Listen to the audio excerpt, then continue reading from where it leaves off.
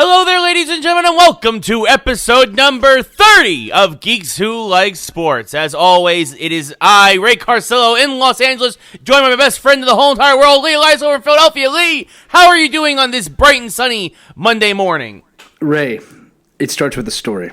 I went upstairs early this morning, Ray. I woke up early. You know, we had daylight savings time. Felt really good. You know, you feel good after daylight savings time. You feel like you get some sleep every night. You're waking up early.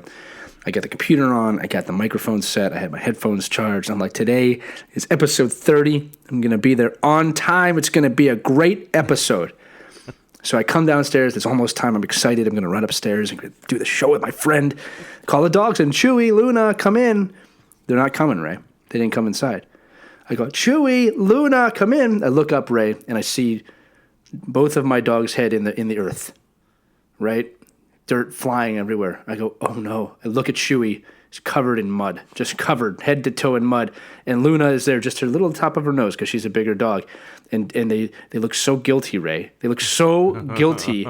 And they had killed a mole and they were eating it, right? And I look at Chewy. Chewy is almost 10 years old. And he looked like a puppy again. He was so happy and proud of himself that his big sister, I mean that literally, not figuratively, had dug up and killed this mole, and then he caught it too, kind of, because he's a small dog. He doesn't know the difference. He was so proud, so I had to come inside, give him a full bath because he was disgusting, right? While my big dog is just looking at me like, oh, I didn't do it. She's only 2. She's a puppy. Yeah. And the whole time he was in the bath, he was smiling, like, and I was like, you know, I'm really mad, but I'm really happy that you feel like you've accomplished something in your life, like killing this mole. Because the big dog, again, is only 2 years old, caught a rabbit last year, and I had to watch my older dog look at her. Chewy's a Jack Russell Terrier, so he's small. Look at her like, I've been trying to do this my entire life, and you've done it before your second birthday, right? So they dug the hole, and then you know what's funny? I went back inside. They were digging again, so I had to grab him again, bring him back inside. Chewy's up here now with me. He is in that post-bath licking thing right now, just trying to dry himself off. I have relegated Luna to the downstairs for today because of this murder. She committed murder. Let's just be perfectly frank. I have buried the mole, and now I am here with you, Ray, on this episode 30 of Geeks Who Like Sports. The time is 11:20 a.m. Eastern, Monday, November 4th. Monday Night Football hasn't happened yet. We'll talk about that. But Ray, yeah, I'm okay. Thanks for asking. Yeah. Well, good. And I was gonna say, I'm glad that you enjoyed daylight savings time. Of course, daylight savings time is only effectful for people who, unlike myself, actually enjoy that extra hour. Unlike me, who saw the clocks roll back and then continued to just play video games until 5 a.m. anyway, and so it's really no effect. Well, you look well. You look like you got the extra hour of sleep. You know you did. You look like you slept an extra hour. Yeah, I slept for 2 hours instead of 1. There you go. Dreams come true. It's sort of. I just want to note real quick. Ray has no children, none. So I don't want to hear about this ever. All right, he thinks he doesn't sleep. Ray, I'm going to show you what it's like to have kids. Go ahead, just talk. Oh well, you Daddy, have Daddy. We have a very big Daddy! show. Daddy, what is it? Hi. Go back to bed. I pee my pants. Aww. Okay, I gotta get up. Now you gotta get up. You clean the pee. Go back to bed, right? You know what happens? The other kid goes, Gaga. All hours. Right? I'm not gonna vent all this, French. We have a long show today. We have a very long show today. Yes. I'm happy you slept 2 hours. Yeah. Like you mentioned, we have a huge show today, folks. Lots of announcements, lots of video game stuff. It was BlizzCon last weekend. We have lots of movie news. Can we get through all this today? We don't know. Yeah, we really should just get into it. We also have a lot of sports stuff going on as well. But we'll kick things off with movie news. First off, we'll talk about box office again real quick. Terminator Dark Fate is officially a bomb. And Joker is fast approaching $1 billion, which we mentioned last week, but it's now official that it's probably going to cross the $1 billion threshold. So right there is your box office news. So I will give a spoiler review of Terminator next week. We just don't have the time. I will tell you this: a week's gone by, I don't like it anymore than I did. One of our listeners, David Coker, actually saw it, and he and I have very similar thoughts. But it'd be too much news this week. We'll save it just in case anybody does want to go see it. It did just come out, so next week you'll have a spoiler. It won't be the whole episode. It'll be 5 minutes. Yes, yeah. That's all it deserves. I was gonna say because I'm probably not going to see it at this point. But yes, so that also other movie news, movie announcements. Into the Spider-Verse 2 has a release date of April 2022. Yep. Very excited about that. Yes, excellent to know. Love the first one. Spider-Man 2999 at the end. I was super thrilled about that. Spider-Man 2999, Miguel O'Hara, one of my favorite Spider-Men. I think that, yeah. Good news. You know, obviously we don't know anything about the film yet. We don't know anything plot wise or story. Just that it's happening. What I hope is that they continue to explore other Spider-Men from the Spider-Verse. I mean, but I'd also hope they don't repeat the same movie. I hope they kind of evolve Miles Morales. With that said, it might just be a Miles Morales film for all we know. But I think that the cool part of that is the multiple Spider-Man. As you mentioned, Spider-Man 2099 was at the end in a very hilarious scene that fans of Spider-Man get on many different levels. As I'm pointing at you, Ray. Yes. Pointing at you. But yeah, we'll see where that goes. Great to know it got a sequel. That movie, in our circle, got a lot of praise, but it even deserves more. I think it did win Animated Film of the Year. Yes. And it was Oscar, yes. Their nods to comic book history, and I mean literally comic book history, in that movie and the way they did it was phenomenal. So very excited. 2022, which is not that long when you think about an animated film. Considering it took them 10 years to make the first Toy Story. That's pretty amazing where we're at today with animation. So Miles Morales, looking forward to seeing you again, sir. Yes. So that's very good news on that for the movie front. Let's see. Also, in terms of movies, we'll save this one because I think we have both have a few things to say. We'll go also next now into Netflix, not a movie but a TV show. New Witcher trailer. Yes, excellent looking. Yeah. It looks great. I'm a little concerned as a gamer because a lot of folks who know that basically the game's built on the lore of the books in such a way that actually kind of made the universe even larger and more thriving. And obviously there's a lot of folks out there who played the games then read the books more than read the books and then played the games. They said they're not going to be basing this too much off of the video game world, which does concern me a little bit. But Henry Cavill should. Really? Yeah. Here's why. This is one of those things. This is tough. People know it through the game, but the source material is pretty strong. And I think that if we've learned anything recently, it's like stick to the book because the book's really good. The book knows what it's doing. There'll be some nods to the game, but just gaming in general never lends itself well to movies. If you think about this, right? That's true. Like I think what would we consider to be the best video game movie of all time? Like it's what would it be? It's not Mario Brothers. It's not Mortal Kombat. It's definitely not Street Fighter. Right? Maybe Resident Evil? Yeah. I mean, that would probably that got the most movies for sure, but even that's not really based on the game. I mean, Alice in that is a totally different character. I mean, they base obviously Chris Redfield, they do have characters from the game, but that's Alice's story. So what I'm saying is this, I don't disagree with you. I'm thinking that if fans of the game, if you go into the show thinking game first and not book first, it's going to be dangerous because it's very hard to adapt games to the screen.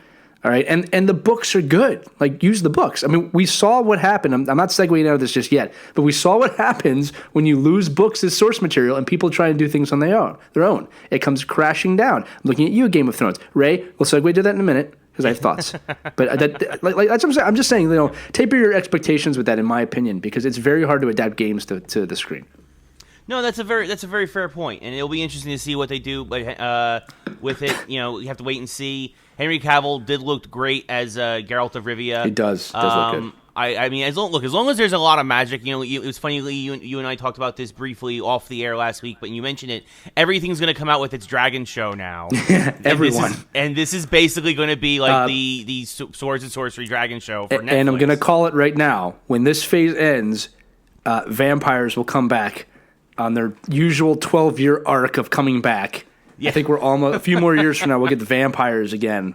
Yeah. I just hope it's darker vampires, underworld vampires, not Twilight vampires. If you're a fan of Twilight, the first movie and book were good. I will give you that. Everything else sucked. I'm not going to go on it. You know what? We'll talk about it later. If you agree with me or disagree with me, comment somewhere. Twilight. I refuse personally to consume the Twilight material, so I will trust Lee's assessment on that. The first one was good. It was good. It just didn't go anywhere after that. Yeah, sounds about right. And then we got a lot of kids named Remesne or whatever. I can't even say her name. But a lot of people named. Anyway, move on. We have too much to go through. Keep going. Segue out of this. Go. Talking about the Witcher with video games. Speaking of video games, BlizzCon was this weekend. We're going to start getting into more meteor stories. 2 major game announcements. Overwatch 2 is getting a sequel with a proper story mode, Excellent. Which makes fans absolutely overjoyed. They tease the lore in the main game in Overwatch with little special modes and cutscenes and comics, but now you're officially going to get to play actually a story mode in Overwatch 2, which supposedly is further along in development than most people think. So we might be seeing that within the next year. Excellent. So that'll be really, really interesting. Need more stories. Need more good stories right now in gaming. For sure, definitely, and I think that. I think that's going to be a good one. I think it'll be interesting to see what that happens with what's Overwatch League. We've been talking a lot about Overwatch League the past couple of years. Really, they're going to get ready for their 3rd season next year. What will a sequel though mean for the esport? Will everyone have to transition to the new game? Most likely. Yeah, you got to evolve. You got to evolve. Right. Yeah. So it's like new equipment, right? Like, and there's the garbage truck right on cue. Man, where was he when I was talking about Twilight? Yeah. You're just a little late, buddy. Yeah, Back to man. 1. Los Angeles sanitation not coming through. What else? Yeah, what else is new? Also announced Diablo 4.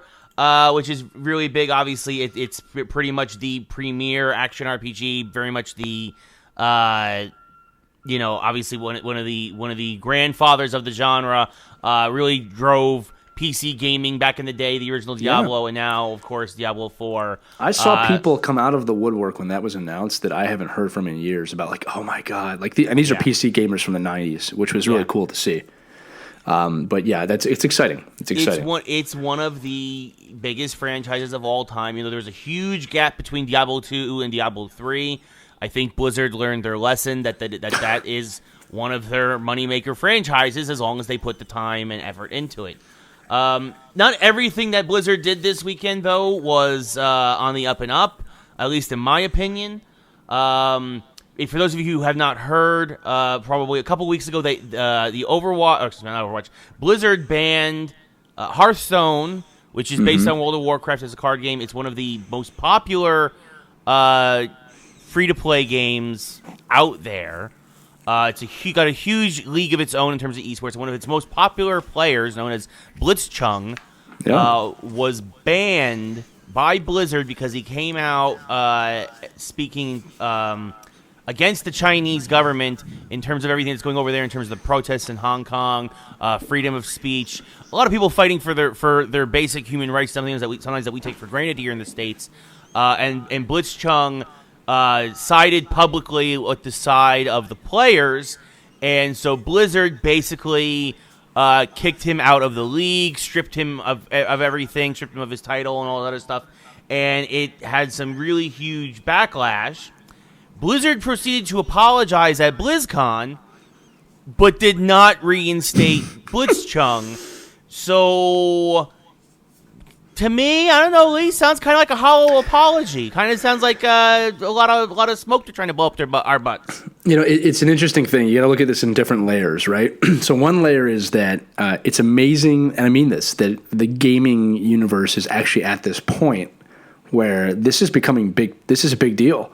You know what I mean? Like, you know what I'm trying to say? Where like players are being banned. Like that's how much of gaming has evolved. I mean, this is not a conversation you have 10 years ago.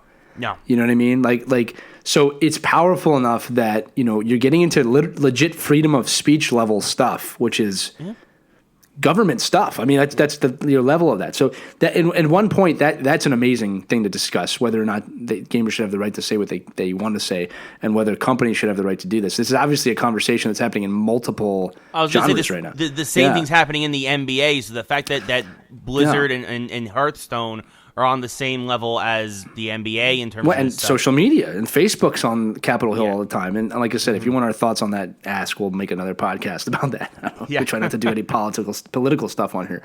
That's number one. Number two, it's a hollow apology, and I'll tell you why. Because this actually kind of reminds me of a horrible story, but Penn State. With what happened at Penn State, and they took Paterno's statue down. I'm not going to say the perpetrator's name of the guy who did all that stuff to kids because he doesn't deserve to be spoken about. But they stripped Penn State of all their titles, which, again, I'm from Pennsylvania. I'm a Penn State fan. So if I'm being biased, or you think I'm being biased, please feel free to shout me out here. But it made no sense to me. The players played all those games. You could easily have taken away the names of Paterno if you really want to, and the other person, and erase them from the history of Penn State. But why would you strip Penn State of their titles that the players won? I didn't get that. And then there kind of was an apology. This is why I'm saying it. But, they're still never got reinstated. It's just vacated championships. So, hollow, absolutely. Trying to save face. You underestimate your audience. You underestimate the power of the dark side. People aren't stupid, and this probably made it worse. I'm not going to lie to you. All right? I always get with this. It's like, I don't understand why people in today's age of technology continually underestimate their audiences. Mm-hmm. All right? And Hollywood is obviously the greatest example of this with films. I mean, again, not to jump into Dark Fate, but it's like, how many Terminator movies now have we had since Terminator 2 that have just missed the mark? People don't want it. You've ruined it. Okay? They don't want it anymore. The franchise is dead at this point. Yeah, I mean, it really is. It's one of those things that's not going to come back for a long time after that film. Again, we'll have more on that. But, hollow apology, 100%.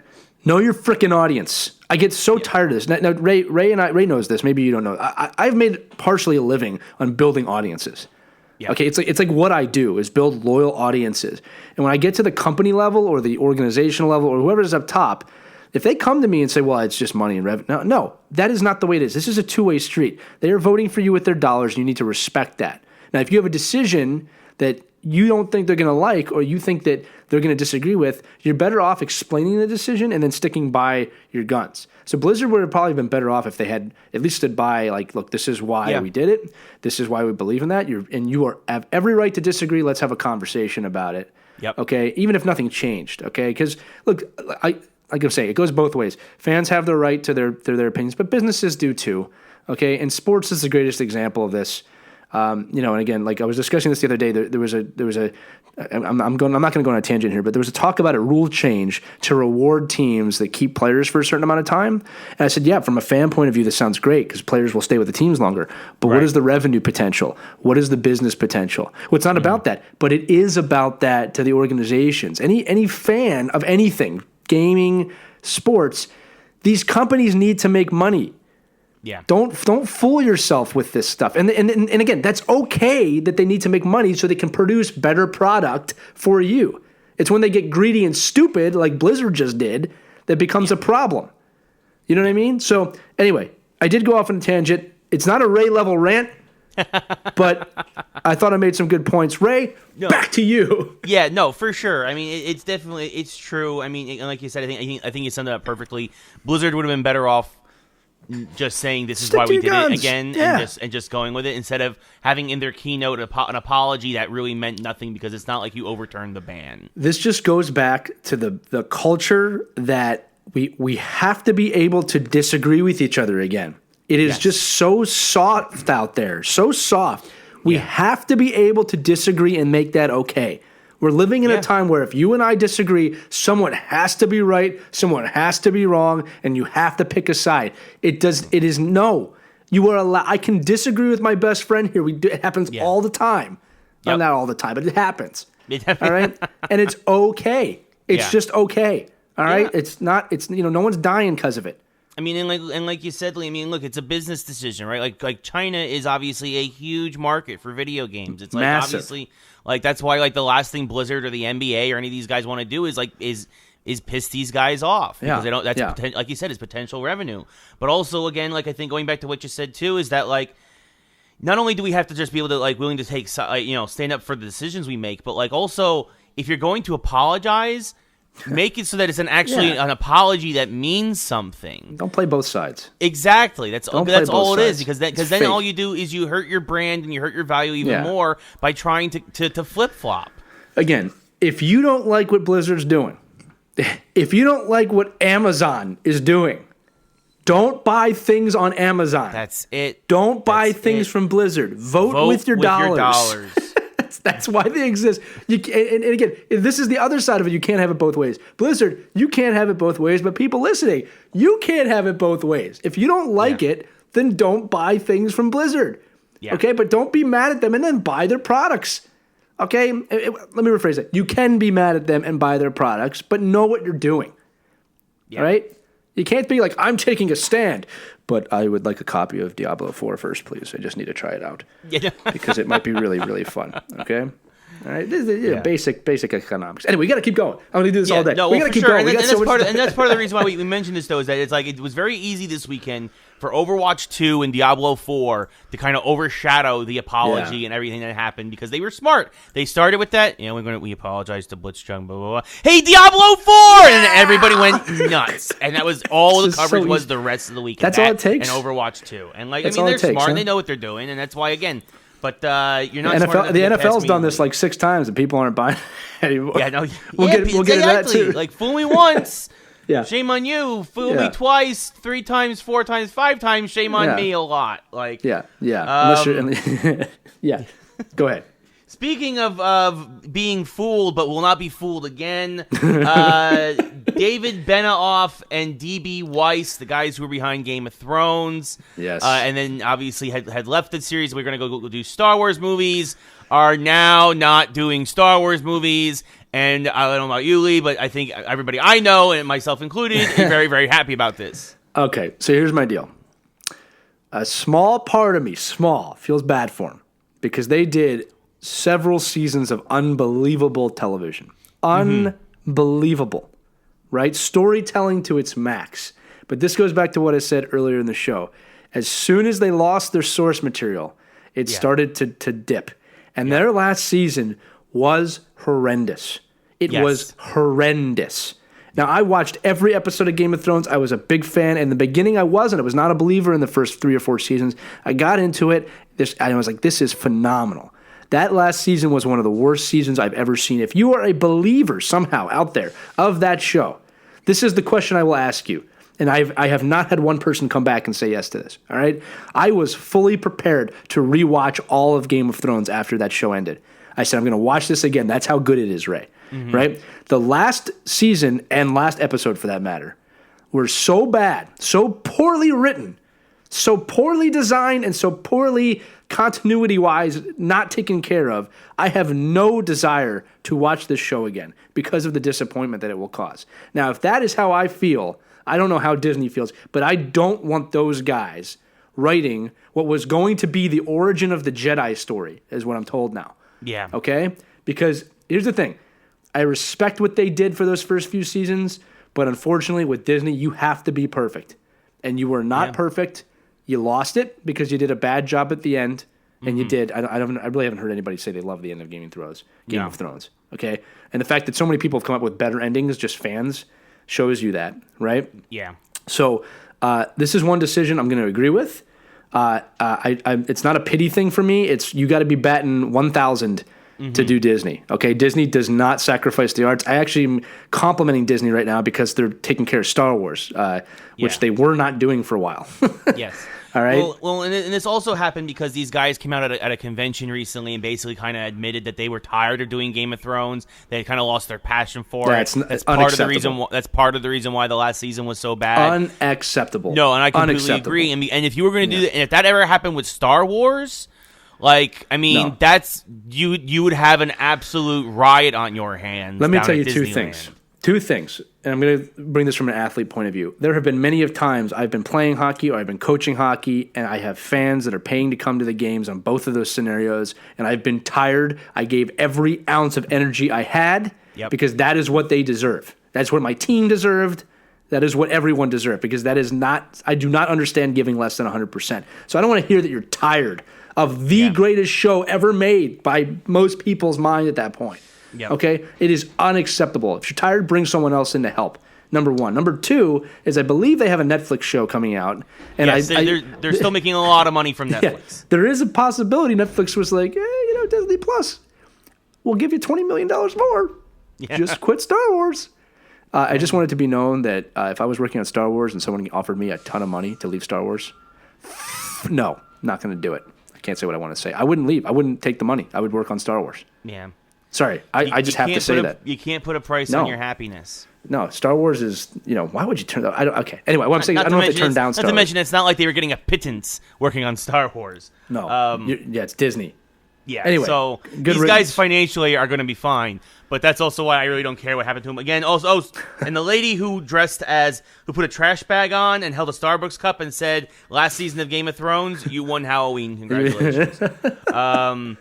So definitely good on her. But speaking of Game of Thrones, speaking of HBO, last thing on the entertainment side, on the geek side of things, HBO Max, most of the details of that came out last week. It's going to be $15 a month. It launches in May of 2020. So it's the same price as what HBO currently costs you if you have HBO. But they're also getting things like Rick and Morty. They're getting South Park. They're getting Doctor Who. They're getting all these different shows, not to mention new things, including a Adam Strange and Green Lantern TV show. Not really. Adam Strange seems like a weird choice to me. He's like a C-list superhero. It's like a bit of a deep cut. And Green Lantern, well, you can't muck it up any more than it's been mucked up. So I mean, like, hopefully this will fix that. I mean, but again, it's also puzzling to me because it seems like you're already undermining your DC universe.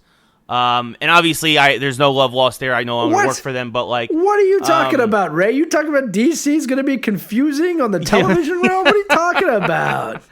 Yeah, it makes no sense again. Plus, you have Watchmen. You're gonna have the first season of Doom Patrol on HBO Max. The new stuff is gonna be on DC Universe. It just seems like a really curious decision. I'll be very surprised. Don't you know what DC stands for? No, what is discombobulated content? There we go. I know what it actually stands for, but that's a good one. But yeah, no, that I think it's just a matter of time before DC Universe obviously gets rolled into HBO Max. It's just a matter of loyalty to the DC fans that they're keeping them separate for the time being. First off, I wouldn't mind that. So second of all, Ray, I've just texted you a photo. I don't know if you have a minute to look at it. It just popped up. Yes, this photo shows we are entering a new age. Okay, we've talked about this many times, but we're entering a new age here. And this photo shows you the cost of every single new streaming platform, which includes HBO Max, Netflix, Hulu, Showtime, CBS, Prime Video, Stars, Disney Plus, and Apple TV Plus. Together totaled, if you got all of those, it would be $90.91 a month, which is now this thing says, well, it's way more than your cable bill. I'm like, this is way less than my cable bill, but it's about the cable bill. Now, here's the thing. Yeah. First off, I think it's unlikely someone's going to buy all of these at once. Okay, I can tell you right off the bat. The only ones that I'm considering are HBO Max, Netflix. I have Prime Video, but Prime comes with an Amazon Prime account, so it's a little bit multi-tiered. I think that's a little bit of a interesting one. And Disney Plus, Apple Plus, maybe, but like, so with that said, and then I get like the NHL package. And maybe a couple other things. So no matter how you slice it, this is going to be a way better deal than your TV deal. And if you pay for it monthly and not annually, you can cancel at any time. Yeah. Again, that's my preference. What's cool is Ray might have a different preference, and you listening might have a different preference. It's whatever you want. I'm going to get the Disney Plus, ESPN, Hulu package. Hulu deal. I'm getting that as well. Which is, I mean, that cuts out one of these right away. Yeah, like the $11.99 for Hulu is already taken out of the picture because you're going to get that with the $12.99 version of Disney Plus. Yeah, just so you know, ESPN's streaming service, which is it ESPN Plus? ESPN Plus, yeah. ESPN Plus. Here's the thing, phenomenal. I just want to tell everybody out there, if you're looking for just great sports content, and like I'm a hockey guy, so they don't do a ton of hockey, but I love good sports content. ESPN Plus is really good. It's really, really good. Yeah. So, that's what I'm doing. I'm doing Disney Plus with ESPN and Hulu. I'm going to keep Netflix for a bit. I'm probably going to get HBO. I might not get Max. I might just get HBO Go. I don't know yet. I haven't decided yet.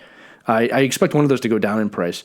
Right. CBS, Showtime, Stars don't really need those anymore, in my opinion. Okay, if I want movies, I just kind of would rent them or download them. Mm-hmm. And then Apple TV Plus, I'm going to see it's purposely low price right now because they don't have a ton of content out.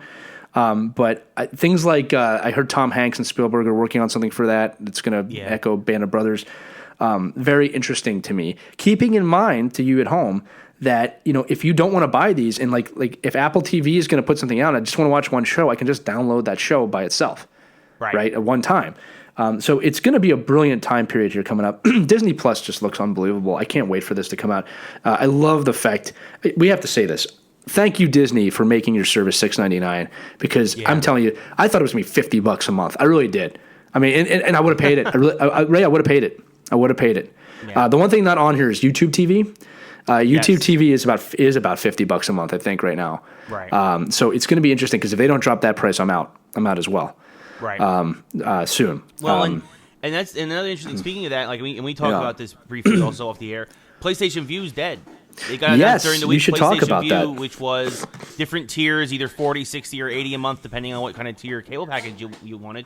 Kind of as a result of all of this, very shortly after HBO Max announced that what its price point was, PlayStation Vue announced January 2020 is the last month it'll be on the air. It's pulling the plug after about almost 5 years out there. I love it as how to get my channels and whatnot, but with the changing landscape, with all these different networks, with all these different ways of getting media, with channels already having pulled out of their packages, including the likes of Comedy Central, it was, it's sad, but from the ashes of some of these services that will end up dying off, we will get the future of what will be streaming media. So. Well, here's the thing. I think, first off, I'm going to talk a little bit business point of view. First off, it's going to be likely that PlayStation Vue has been bought by someone in terms of the subscribers because they're going to want that information. So someone's going to absorb it or something's going to happen there, all right? Because they're not just going to let those subscribers go away. That's number one.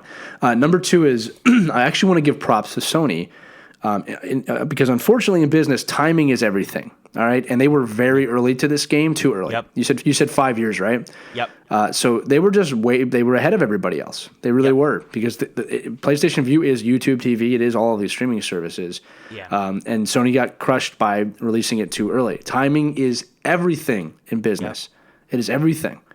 It's the same reason why if I went back to 1906 with an iPhone, it's worthless. Yeah.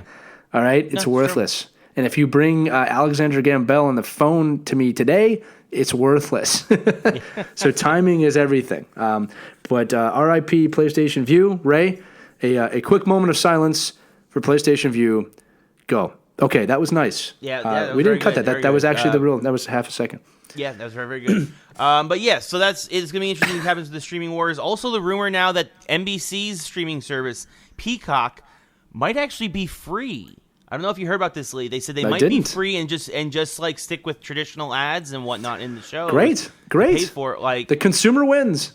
Yeah, exactly. I mean, I love free content. Sometimes, usually. I mean, depending on what it is. We're living in the age of free content.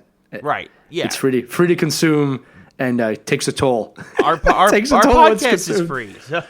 Is it?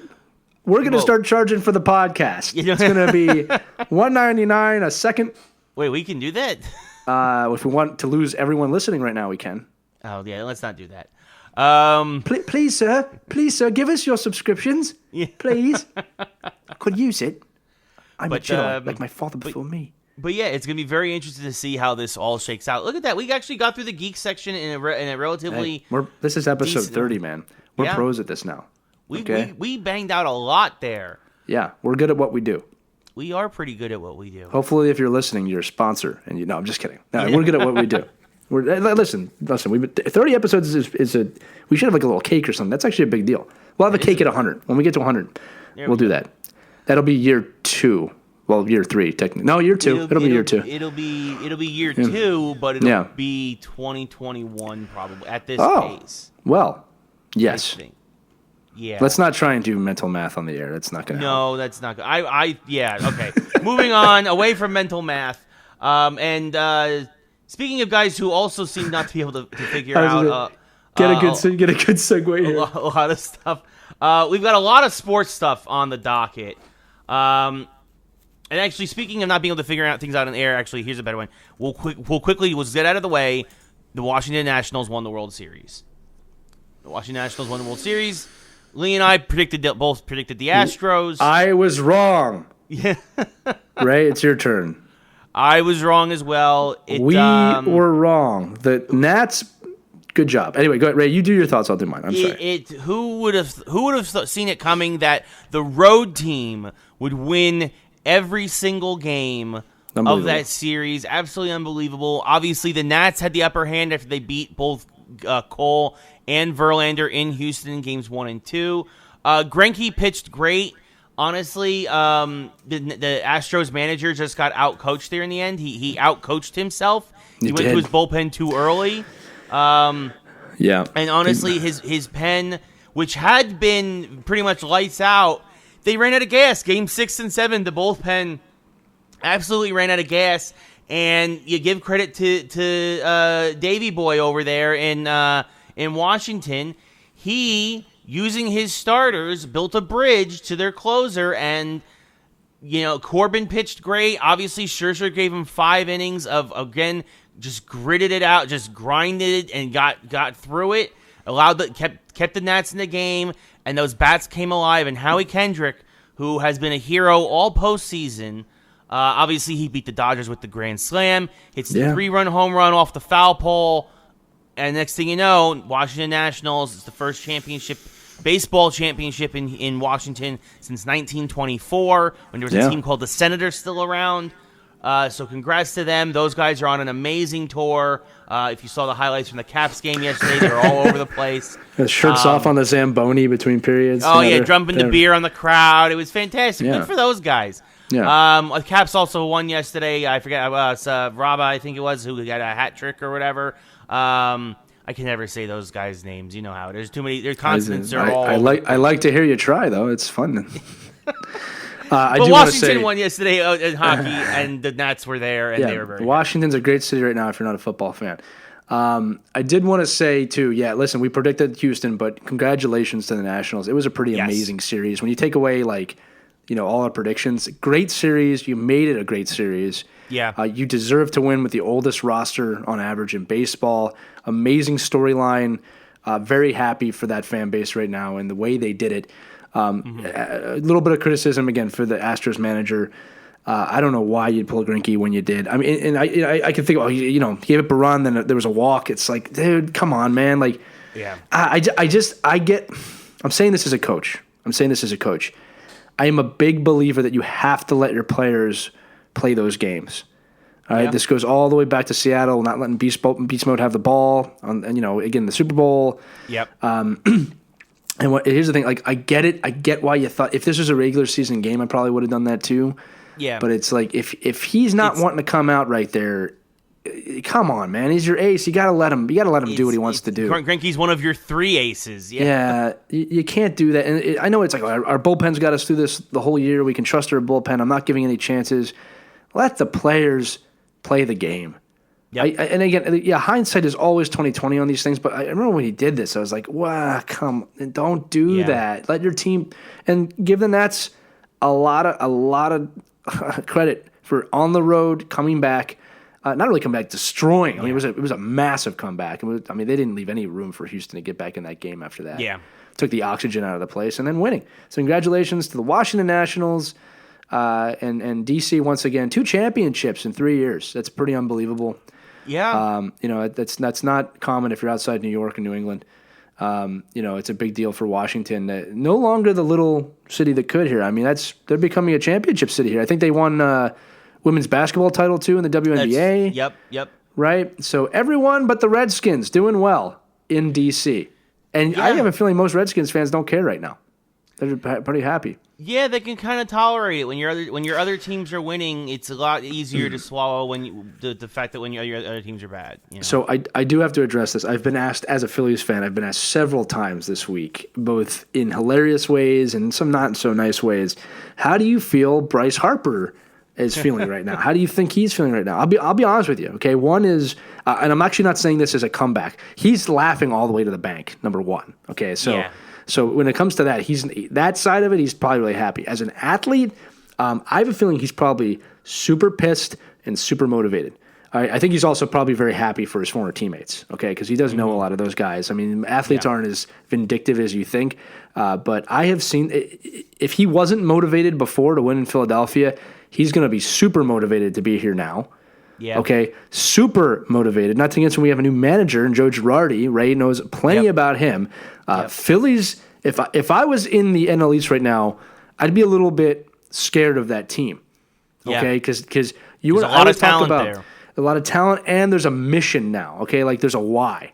Okay, Joe Girardi does not manage to lose. Number one. Okay, and Ray, you can attest to that. It's not something I'm just saying. Joe Girardi is one of the best managers of the past 20 years. Yes, he only has the one World Series title, but you look at what he's done repeatedly with teams that are far less, I shouldn't say far less, but are less talented than what the Phillies currently are. When he was in Miami, and then obviously when the Yankees were kind of in those rebuilding years, a couple years, when the last years of Jeter and Rivera, and he gracefully handled that, where he's like, look, these guys are legends. I can't bench them. I mean, obviously Rivera was still at the top of his game when he left, but Jeter was. The last year, so you could kind of start to see Jeter was kind of not where he once was. No, he's aging. But Girardi handled that perfectly. I mean, this was a guy who got fired because he got within one game of the World Series, and the Yankees were like, nope, that's it. That's it. Well, your loss is our gain. He has traded in his extremely dark blue pinstripes. Are they black or blue? Yeah, they're very dark blue, right? They're dark blue. Yeah, a lot of people think they're black, and like that's not them. That's a different team. Yeah, it's for red pinstripes. I'm gonna say as a Phillies fan, very excited to have him here. I'm very excited to have a pissed off Bryce Harper or focused Bryce Harper. Mm-hmm. We have a lot of the tools. People are teasing us. Well, you don't have an outfield. The Phillies are a good team. They're not a bad team. Yeah. Okay. And you we still have the home this year massively. Yeah, we were also extremely injured this year. That's something people. I don't like to use that as an excuse, but the amount of injuries we had. We also have the best catcher in the NL. Okay, that's true. In Real Muto. I mean, so I have to say this. Yeah, I was excited last year when we got Harper. Now I'm excited again. So thank you Nationals for providing the Phillies fan here with that, and thank you Yankees for letting one game away from the World Series being not enough, and letting us absorb the manager that defeated us in 2009 after we won in 2008, which was the anniversary for that just passed. Of course, everybody who won the World Series anniversary just passed, but it's my only one. So shut up, Ray. Don't even think what you're thinking right now. I don't want to hear about it. Let's move on. Let's talk about. Are we done with baseball? Because I really want to talk about football this week. Yeah, we're done with baseball. Right. We got a lot of football to talk about. Football's going to be fun this week. Finally, a fun week in football. Yes, I mean we'll start briefly. The NFL trade deadline came and went kind of with a whimper. There were rumors of trades between the Cowboys and the Jets that never happened. The Giants traded with the Jets, which make no sense. We sent 2 draft picks to the Jets for their defensive tackle, who is talented, but at the same time, the guy's a free agent at the end of the year, so I have unless we really plan on re-signing this guy, I don't know why we gave up draft picks for him. It's like they haven't seen the movie Draft Day with Kevin Costner. or vice versa. They based this move off the movie Draft Day with Kevin Costner. Ray, super excited about this move. But don't jump too much into it. I don't want you to lose your mind. I know that you at home want him to lose his mind, but we do want. There's a lot of football to talk about. Yeah. Right now, I do want to say this, Ray, real quick. Mm-hmm. As of today, keeping in mind Monday Night Football between Dallas and the Giants has not taken place yet. We may have a bonus show this week, depending on how that goes. There is only one defeated team and one undefeated team left in the NFL. Somehow, The 49ers are 8-0 after the Patriots lost yesterday. Got destroyed. They lost. Yeah, they lost by 17. Destroyed. Yeah. By the Baltimore Ravens. The San Francisco 49ers, best team in football, opposed to the lonely Cincinnati Bengals, who are 0-8, and no one cared. Yeah. The Bengals, they have their best chance to get off to Schneid is when they play the Dolphins in Week 16. Ooh. Ooh, can't wait for that battle of mediocrity. Dude, it's going to be fun. But it was an interesting day yesterday in football. A couple other quick things.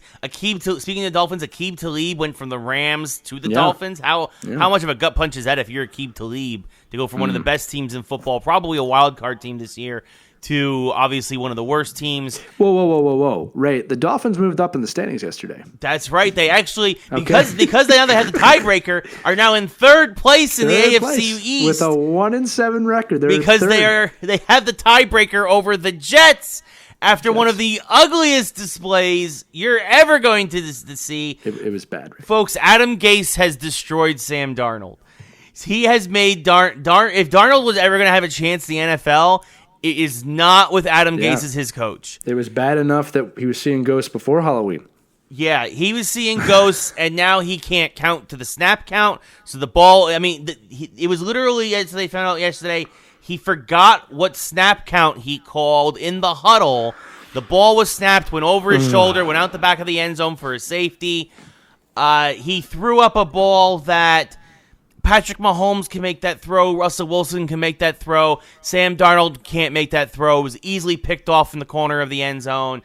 The Jets looked absolutely terrible. The Dolphins, to be fair, have been playing better ball the past 3 or 4 weeks against not great competition, but have been playing better ball. And finally, it culminated in a win. Ryan Fitzpatrick had 3 touchdowns against the lowly Jets secondary. And it just, if you're a Jets fan, there's a guy there, they showed it many times, with a paper bag over his head. Jets fans, is that what it's come to? I mean, that's basically it, right? Like you've got to be embarrassed to be enough. A Jets fan. I would right? have had enough at this point. Just the last 15 years, I would have had enough. The way this is, it's just never good enough. It's just not good enough. You want to talk about commitment to excellence? Except for the time Parcells was there. Yeah. Right? And that's a long time ago. Well, in the very beginning of the Rex Ryan era too. Rex Ryan, those first couple years. Yeah. I was reading about that time period, and I was reading a book. It might have been that wasn't by Doug Peterson, but I was reading this book about how I'm sorry, it was a book by Lombardi, believe it or not. From New England. And he was saying that Rex Ryan's a really great coach in terms of motivating his players, but when that's great for a season or two, but once the football really comes into it, he's not an X's and O's. Yeah, and that's what happened. I do want to say this is going to be a funny thing with some interconference play here, right? But in a weird way, Green Bay must be thanking Kansas City today for beating Minnesota last night without Patrick Mahomes. Check this out. The entire NFC North lost yesterday. Yeah, they all lost. All 4 of them lost. All right, Green Bay, Minnesota, Detroit, Chicago, just in case you don't know football that well. Okay, which you probably do. Okay, KC won really unexpectedly. All right, against a really strong Minnesota team. Not bad, but kept Minnesota beneath Green Bay, right? Yeah. Kansas City, everybody in the AFC West won yesterday. Yeah, Denver beat Cleveland. Cleveland continues to look terrible. Right. Denver with a rookie quarterback. Yeah. First career start for the rookie quarterback. Came in. They won 24-19, I believe. The NFC North. Minnesota. Kansas City's a good team, but Matt Moore looked like an all-pro quarterback against you guys. Obviously with talents like Tyreek Hill and Travis Kelce and Sammy Watkins, but still, that you guys made Moore looked much better than he should have. It was a fun game, though. It was a fun game. He came to the wire. Butker hit a field goal at the end of the game as time expired. Yeah, and he was excited about it, too. He was celebrating. Mahomes was excited about it. Now, here's the thing. I don't know how often a whole division wins and the whole division loses. I don't know the statistics on that, but that's pretty interesting that the entire AFC West and the entire NFC North won and lost. And then another quick point, Ray, just about the as you call it, the NFC least. Right, I'm going to give you all out there the record. This is the record of the best team in each division right now. Okay, and I'm not going to say the team name or the division. These are the records: 8-1, 6-2, 6-3, 6-3, 4-3, 7-2, 7-1, 8-0. One of these divisions is not like the other. Now you could make the argument that it's competitive. Yeah, but I don't think there's actually been enough inter division play for that to be said yet. Yeah. But the NFC East right now is really in a hiatus. So funny enough, because Monday Night Football hasn't happened yet, Dallas is still in first place with 4-3, while the Eagles have a 5-4 record, which is kind of funny. Yeah, because your bye week is coming up. Yeah. Yeah, with our bye week, Eagles are sitting really nice right now with Deshaun Jackson projected to come back. We have a really tough schedule, but Eagles are very much alive in that division right now. Depending on what Dallas does tonight against the Giants, obviously Ray, as an Eagles fan, rooting for the Giants tonight. And you know, listen, I've said this a million times and I'll stick by it. You just never know what's going to happen in a divisional game. You just never know. I have seen really bad teams beat really good teams. Is this game in New York or in Dallas? This is in New York. Okay, so you just don't know. You just don't know what's going to happen. Yeah. Right? Again, we've seen weirder things. But the NFC East, once again, very interesting division. Someone's going to come out of this division with not a great record. No, I mean I said it earlier in the year. It might be 8-8. It might be an 8-8, 9-7 division winner this year, which is fine. But it's when you see that the two wild card teams in the NFC are probably going to have better records than that. Yeah, it kind of that's leaves one you scratching team. your head. Yeah, I mean it's. We're also known though for like winning the Super Bowl with those types of teams. You know, so it's weird. Yes, no, for sure. I mean, obviously, and usually we beat the Patriots to do that. Who? Yeah, exactly. Who do we beat? Who do we beat? We usually beat the Patriots. The Patriots. Yes. I just wanted to say that together. I say that because both the Giants and the Eagles have done that. Yeah, we did. Yeah.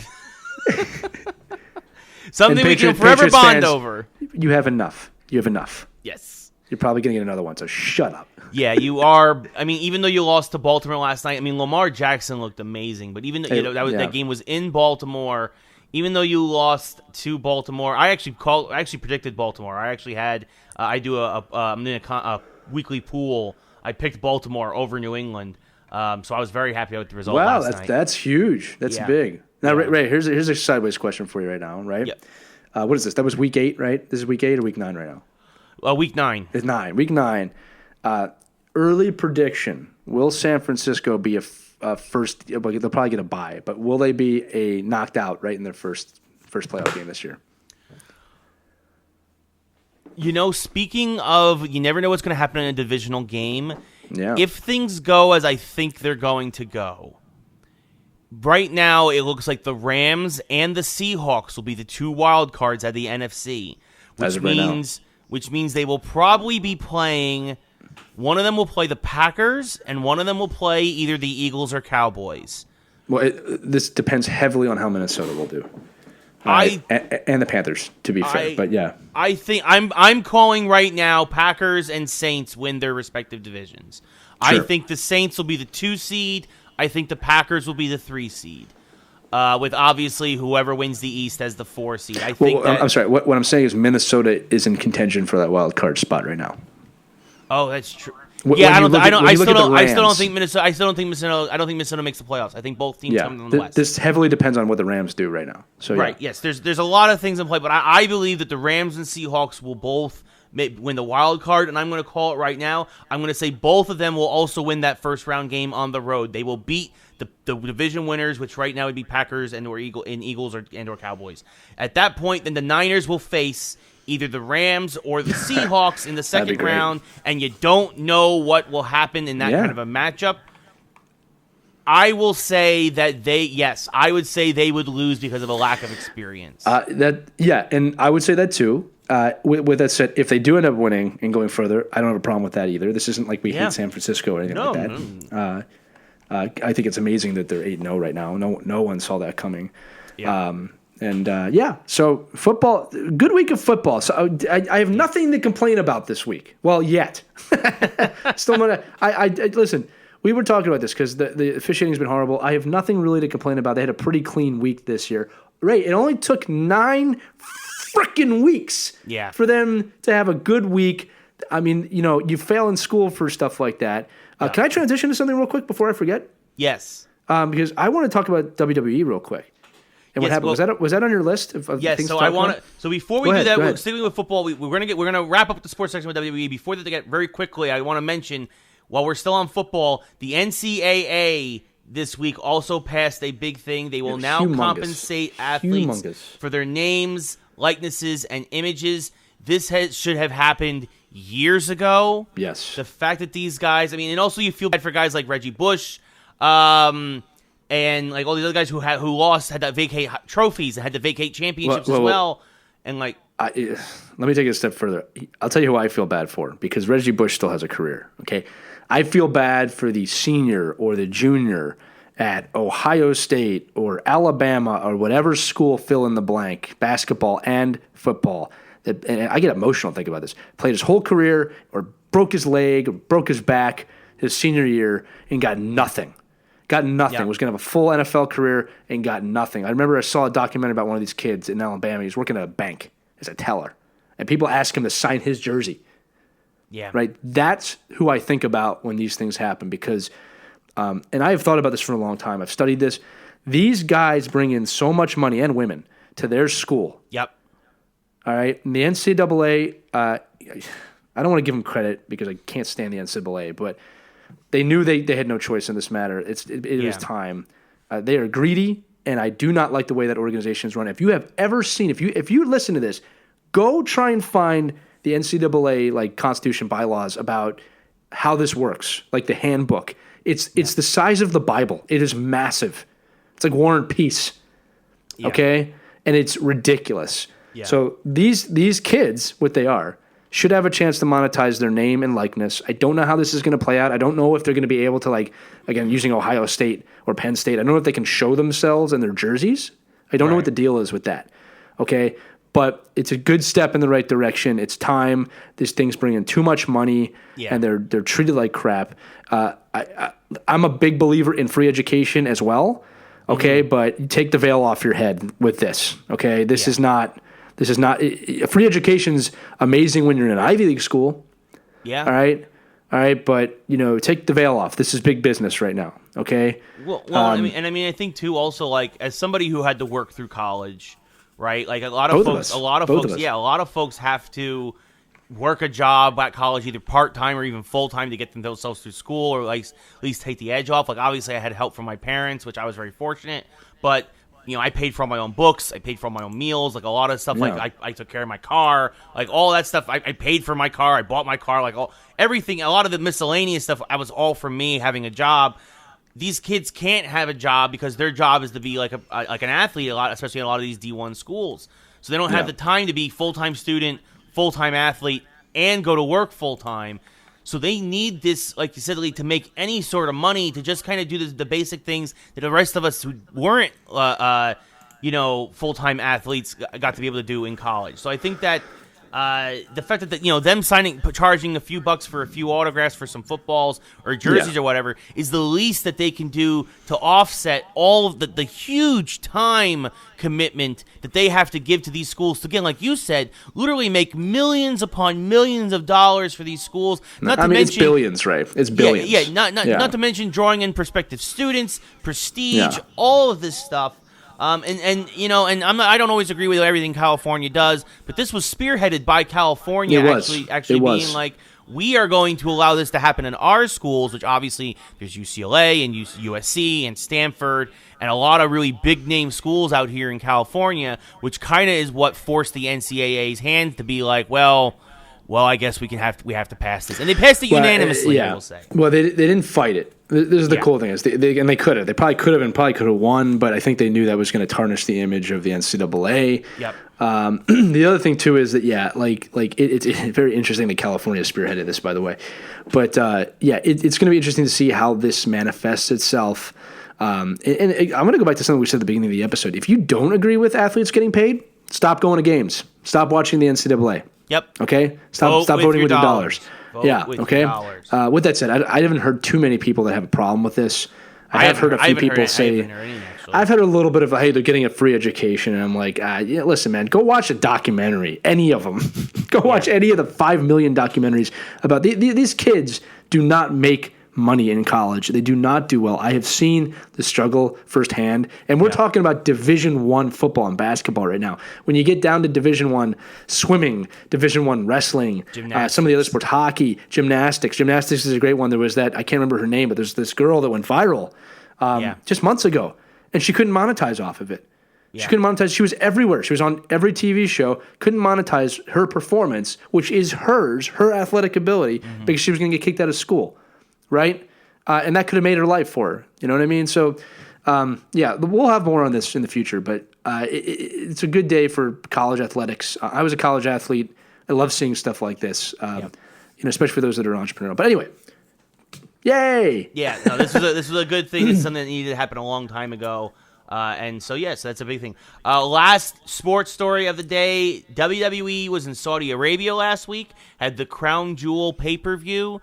The Fiend came away as WWE Universal Champion. It's actually a big show. It was also a big show for women. It was the first time a women's match ever happened in Saudi Arabia. They had to wear modified gear to where only their hands and face were showing. So it was like more like a full bodysuit kind of thing. But still, it's a big deal that they allowed women to compete, because it was just last year that they refused to let any women compete in Saudi Arabia. And, of course, there's a lot of women's rights issues in that country, so this was a very big deal to happen. It's a very polite way of saying that. Yes, trust me, I am downplaying what is you could say women's rights and human rights issues in that country, but we try to stay away from the politics here. But you said it. Yeah. So WWE, but it seems that Vince McMahon, because he's Vince McMahon. Now then, this is only rumor and hearsay. Official statement is that there was plane issues. For 24 hours. Oh, and the private airplanes were not allowed into the airport, by the way. They tried to do that, too. I read about this. Yeah. They tried to get private planes in there. That for some reason, that wasn't allowed. That wasn't allowed, right. And only Vince, Hulk Hogan, Ric Flair, and Brock Lesnar got away cleanly, because they had their private jets actually took off before this. It was several hundred wrestlers, staff, crew members of WWE were detained in Saudi Arabia because, quote unquote, plane issues. The reason why this is suspect is because it was a very long amount of time. It was a full day they got detained before they were allowed to leave. They sat on the tarmac for a little bit. They were off the plane on the tarmac for a little bit. Yeah, they were. I can't imagine how hot that was. Yeah, no, that was. Yeah, I could only imagine. And there were wrestlers who tweeted very cryptic things like never again. Can't believe what's happening.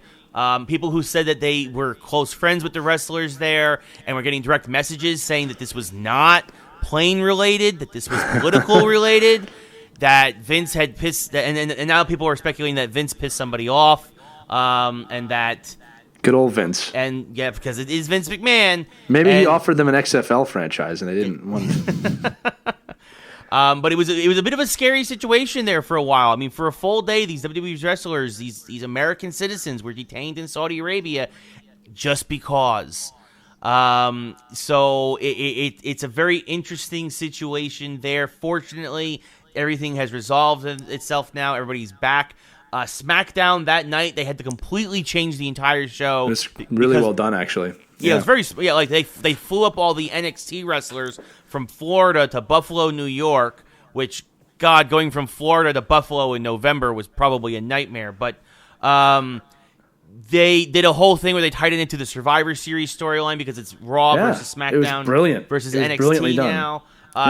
Credit to Triple H for ad-libbing on the fly, but this is it's a worrisome situation, and I don't know what I don't know if does WWE continue to do business in Saudi Arabia, and if so, why? Yeah, no, they won't.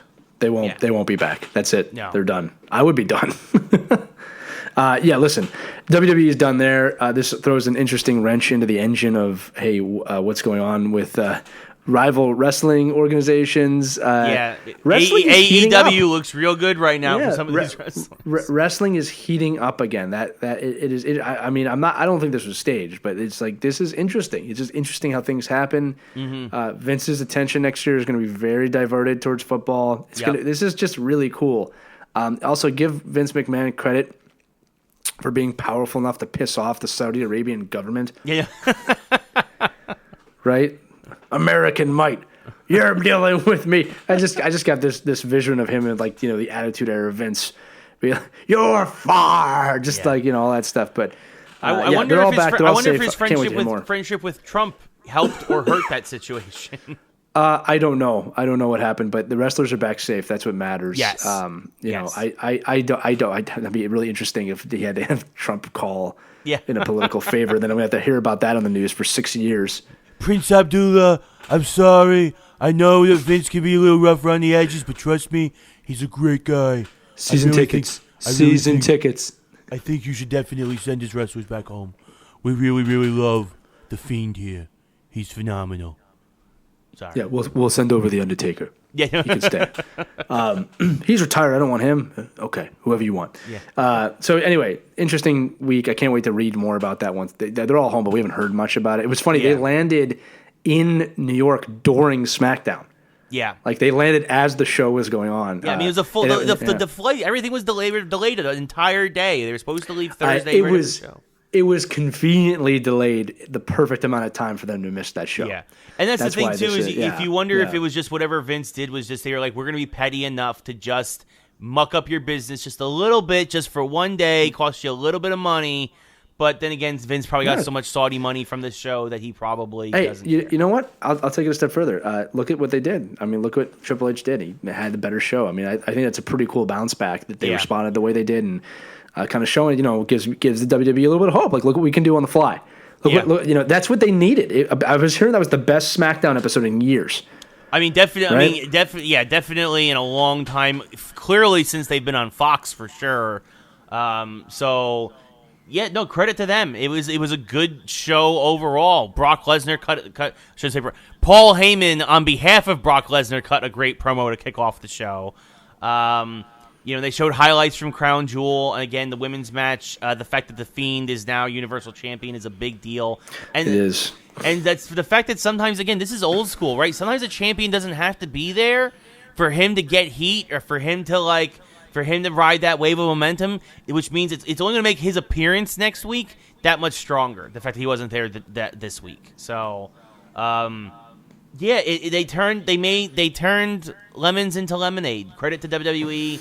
AEW still is riding high, but this shows that they still obviously they got a punch. WWE has more than a puncher's chance of in this new wrestling war. So we're running super late, but we got a lot crammed into this show this week. Like we had a lot. We did. We're gonna do a very brief mashup on sports celebrations. Obviously, the Nationals. We talked about it briefly earlier. Had an amazing sports celebration. There's also a lot of fun. The No Fun League has gone lax on their rules for touchdown celebrations. Although they still got very, very mad over Odell Beckham Jr.'s cleats yesterday because he wore gold cleats because that's important. Do you know what this means, Ray? What? Nothing. Yeah, it's absolutely. It shows where the Browns are, where they're talking more about their cleats than they are about their quarterback right now. But Odell looked very frustrated on the sideline. And like, oh, I've seen that before. You picked the wrong team, McFly. Yeah. Good luck with Baker. But anyway, So Lee, best sports celebrations for our mashup this week. So give me your thoughts. I want to get your thoughts first. Well, what I think is the best sports celebration of all time, or what is it? Give me a little more. Give me the best sports celebration ever. Ever. Oh, okay. Oh man. Okay, so we're excluding like the championship moment, right? Because that is the best sports moment ever. Like, yeah, not like the actual moment when they win. I mean, obviously we've talked about this a little bit off the air. Yeah, Stanley Cup probably first, then probably Easily. football. Easily. But, Yeah. right, so here's the thing, real quick on that. So this is what Ray and I are talking about. The Stanley Cup celebration, or handing out the cup, is the greatest celebration in sports because the players get it first, which is the way it should be. It's tough watching, baseball for me because it goes to the owner, then the manager, then the players, and they don't really get a chance to be in the spotlight, which I never understood. That's just such a good old boys club thing. Nobody except for the family of these people wants to see them get the trophy first. Yeah. Okay, it's the players. Lombardi Trophy presentation is a little bit like that, but a little bit different. They always seem to have a player right up there with them. Yeah, I always remember the quarterback. They do it where the Hall of Famer brings the trophy through the crowd. Now all the players get to pretty touch cool. it as it walks Yeah. by. Like, yeah. So NBA is again a little bit different. I mean, it's not bad, just different. So excluding those moments, the greatest celebration I've ever seen is Theo Fleury with the Calgary Flames. Now, for those of you who aren't hockey fans, you're going to have to look this up, but he scored a goal, skated dancing to center ice, rode his stick, and then he flew into the boards, and he slides up the boards. I mean, it was the most energetic celebration I've ever seen. And this is 1989, 1990 time period, so it was a long time ago. Hockey has some pretty unbelievable celebrations. I do love in football when the Eagles get together to do team pictures or they do the electric slide. Or Eagles have some pretty good team ones. Yeah. I like team celebrations a lot. Yeah. A lot. I mean, basketball doesn't really have celebrations. Not that I can remember. Dunking is a celebration. You get some taunting a little bit, but not like really because the game is so continuous. Yeah. You don't like when a run is scored in baseball, when a touchdown is scored in football, when obviously a goal is scored in hockey, things slow down for that moment. Yeah. You don't it's pretty that awesome in basketball because the scoring is constant. No, you get a dunk and a guy standing over another guy. That's right. You get happen. And then posterizing, I guess, is maybe the closest we have to an in the moment kind of celebration almost. Yeah. And then in baseball, you get bat flips and arm pumps, and you get some pretty funny moments. But I mean, hockey celebrations are pretty unbelievable after a goal. I mean, just the excitement. Ovechkin, go watch any Ovechkin goal, any of them. Yeah, goes nuts. For me, it would probably be, aside from myself drinking until 6 a.m. when the Giants won the Super Bowl 42. Probably Wade Boggs and the horse in New York City after they beat Atlanta in 1996, riding around Yankee Stadium on the police horse. You don't see that. I get it's kind of still the championship moment, but that was definitely high up there in terms of. That's not the championship. The championship moment is the moment they win. Right. We're excluding that. Yeah. Things that happen after that, that's totally fair game. Yeah. So and that too. Then obviously you could say the Capitals' entire summer a couple of years ago was pretty amazing. That was unbelievable. Yeah. So I don't know if those of you listening, but when the Nats won, Alex Ovechkin and the Capitals were dancing in some of the fountains in D.C. Yeah. And when Ovechkin heard they won, or watched them winning, he goes, text them the fountain, text them where the fountain is. Yeah. So I fully expect to see the Nationals in the fountain soon as well, just going nuts. But celebrations are fun. And listen, I'll tell you this at home. One of the things I look forward to every year, really no matter who wins, it's very rare that it's too painful for me to watch this, but I do love watching the championship moment when any team wins. I kept baseball on the other night because I wanted to see the Nats celebrate. Yeah. I love the moment when a team wins. I love it. It doesn't matter what team it is. I love it. Even when they beat my team sometimes, I like watching that moment. Yeah. I don't like it when baseball teams do that in their divisional rounds. Yeah, it's a little much to pop. I'm kind of sick of popping the champagne after every round. Yeah, I mean, it's a uniquely baseball thing, right? Because I mean, in the NFL they celebrate when they win a playoff game, but they don't look like they won the Super Bowl. Right? Yeah. I never really understood that. You celebrate a bit when you're going to the Super Bowl, but you really save most of it for when you win the Super Bowl. Yeah, I mean, these are the differences between hockey and other sports. In hockey, they won't even touch the trophy unless it's the Stanley Cup. I mean, sometimes people touch. Well, after Crosby lost a couple of times, he's like, the Stanley Cup. He's like, well, I'm going to touch it now because obviously this is all bogus. My point is this: whether they touch it or not, they're clearly not there for that trophy. There's no celebration. There might be a photo, but they don't go dancing around the arena with it. Yeah. You know what I mean? Like same thing with the President's Trophy. So I think hockey is the best. I am very very biased. I'll tell you that right now. But I mean, prove my logic wrong. Comment. Let us know. I mean, let us know below. There were some nice moments too. I mean, Scherzer crying and hugging Davey Martinez afterwards. Like, I mean, there's unbelievable.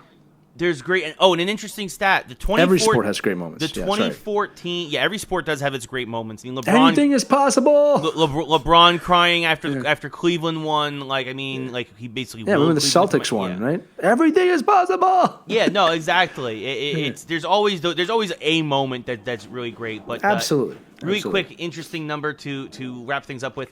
The 2014 Detroit Tigers starting rotation that got destroyed by the San Francisco Giants in that World Series, every one of those starters now has a World Series ring. It's cool. Isn't that cool? Verlander won in 2017 with Houston. Porcello and Price won last year with Boston. And Scherzer and Anibal Sanchez won this year with Washington. So that's all 5 of those starters now have a ring. They've gotten them all in the past 3 years. Obviously showing why that Detroit Tiger team was as good as it was to get there. But these guys now a little more crafty veterans. Obviously tremendous talents. Verlander, again, obviously almost won again. Without a Super Bowl pen. Without a Super Bowl pen. Surprise, surprise. A blue pen blew the game. Yeah. Bullpen.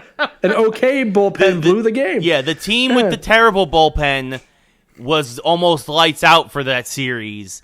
So it just goes to show you that sometimes, again, when we talk about this a lot, you got to throw the regular season stuff out the window when the postseason starts. You just don't know, especially in a Game 7. You just don't know. Yep. That's the romanticism of sports. It was a wonderful end of the baseball season, and now we don't have to talk about it anymore. It is football. It is basketball. End of the baseball season and end of this week's episode. Our longest episode yet by far. We hope you guys really enjoyed it. We appreciate it if you stuck through the entire thing. We had a lot to cover this week. We did a pretty good job. We were pretty economical overall.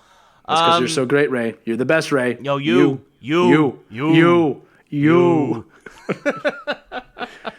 So we're going to bring it to a quick wrap-up.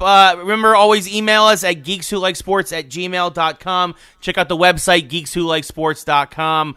The Facebook group, iTunes. It's on his shirt. It's on my mug. Geeks Who Like Sports. If you want, who knows? We got a lot of great stuff coming down the pike, folks. We got a lot of stuff great planned.